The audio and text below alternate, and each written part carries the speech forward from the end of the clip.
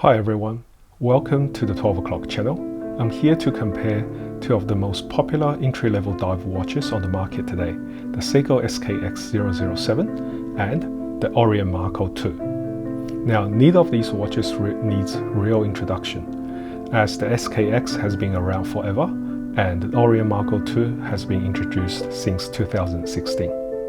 These two are the most recommended dive watches on the market for under $500 today. These two watches are very similar yet very different at the same time.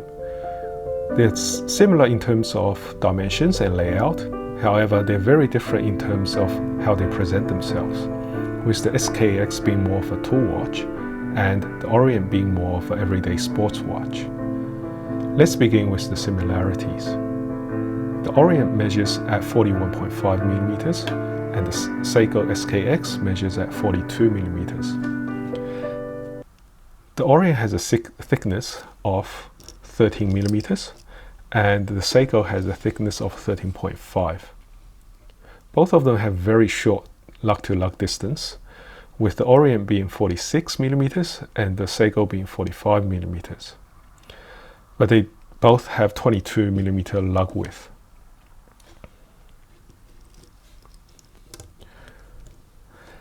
They're both dive watches, so they have bezels.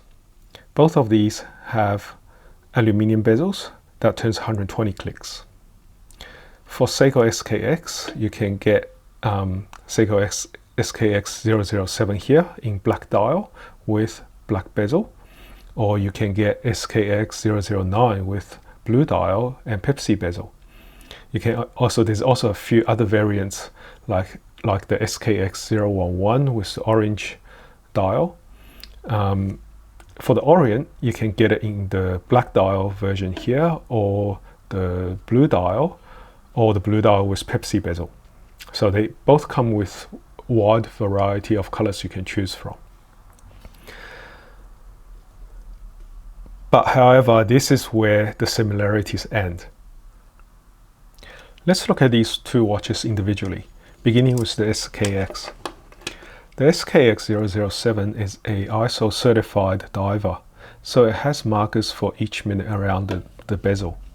It also has a very typical and simple dial layout.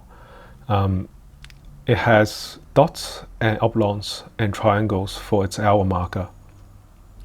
And the hands are easily distinguished, with the minute hands being an arrow and the hour hand being a stubby syringe hand. The second hand also has a loomed dot on the counterweight. This is so that the diver knows the watch is still running during the dive. The case shape for the SKX is very distinct. It's very masculine with very short lug-to-lug distance, and most importantly, typical of Seiko, it has the crown at 4 o'clock. This is not only to help with the wearability where the crown doesn't dig into the back of your hand. This is also to protect the crown so that the crown doesn't protrude from the case as much. The case back for this is obviously closed. Now my version comes on a rubber strap, however you can get it on the Jubilee strap. Overall, this is a very functional design, very simple design. The markers are printed, they're not applied. The hand shapes are simple yet functional. The bezel is easily turned. It has this 2-row knurling on the edge, so it's much easier to grip onto and turn it.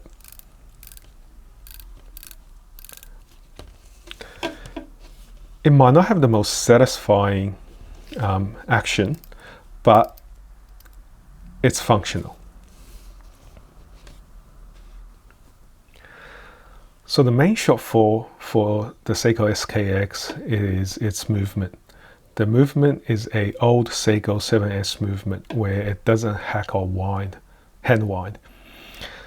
In this day and age, you would expect even the most basic automatic movement to be able to hack and hand wind. So this is the main shortfall for this watch. Given that, the 7S movement is a very robust and reliable movement, although it's not very accurate.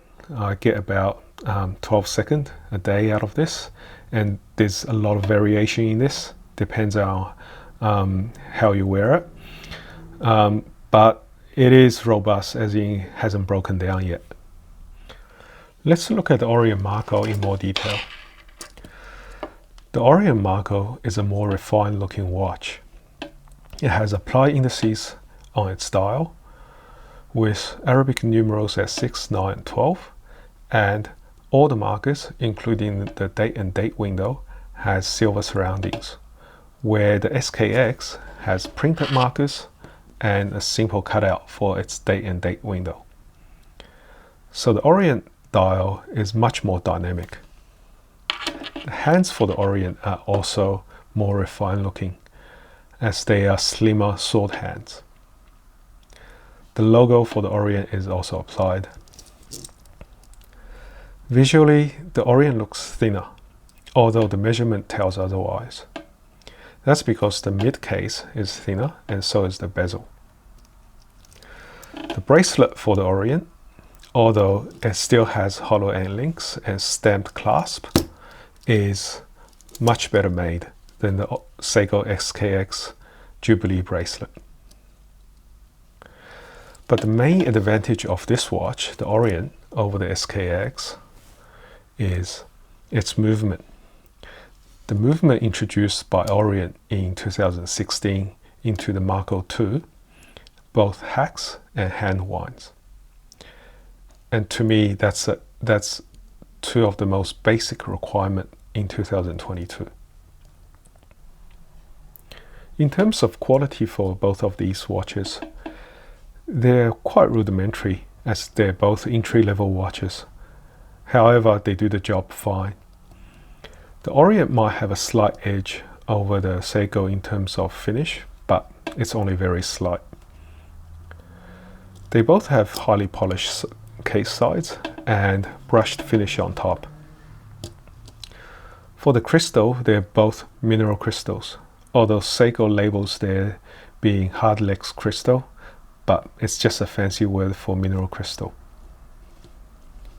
Overall, for the price you pay for these watches, the quality is not bad.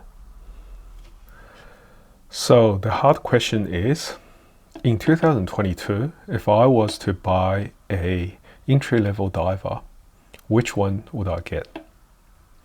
I can tell you now, it's going to be the Orient Mako 2. Why? Because the Seiko SKX007 has gone up to a ridiculous price. It's close to $400 US, where this one you can get any day for around $180 US. And that's a huge price difference for a entry-level watch. And this is a better watch for everyday wear. It has more refined looks. It is better made. It doesn't have the quality issues that the Seiko SKX had. The Seiko SKX had a famous misalignment, chapter ring misalignment issue. This one doesn't. This one has a more modern hacking and hand winding movement. This one doesn't. So if I'm going for everyday watch, definitely the Orient Mako 2. If you're going for a tool watch look, then there are other better choices in the SKX under $500. If the SKX was at its original price, around $150 US to $200 US, I can still understand why people would pick up this one over this one. But at $400 US, no thanks. So in the end, it's up to you which one you will get. SKX007 is the OG of the entry-level divers.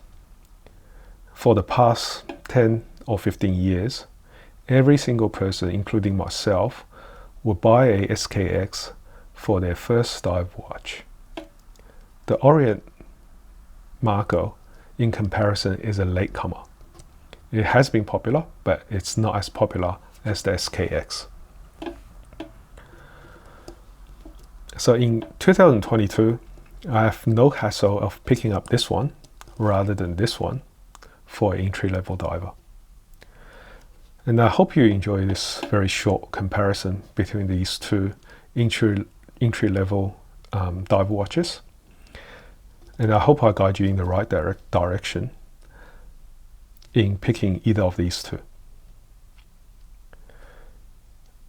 Just one more thing, if you really like the look of this SKX007, have a look at the Seiko 5.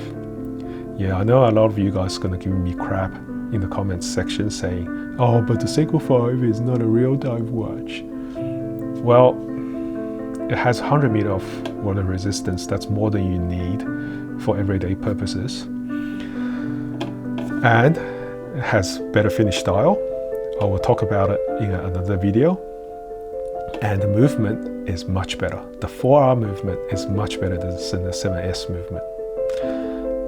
And as far as I know, the Seiko 5 still has the Seiko's misalignment quality problem, but it's not as it's not as bad as the SKX. So out of 10, you probably get 1 or 2, but for the SKX, almost every single one you pick will have the misalignment issue. Anyway, I hope you guys enjoyed the video, and see you guys next time. And hit subscribe or whatever. See ya.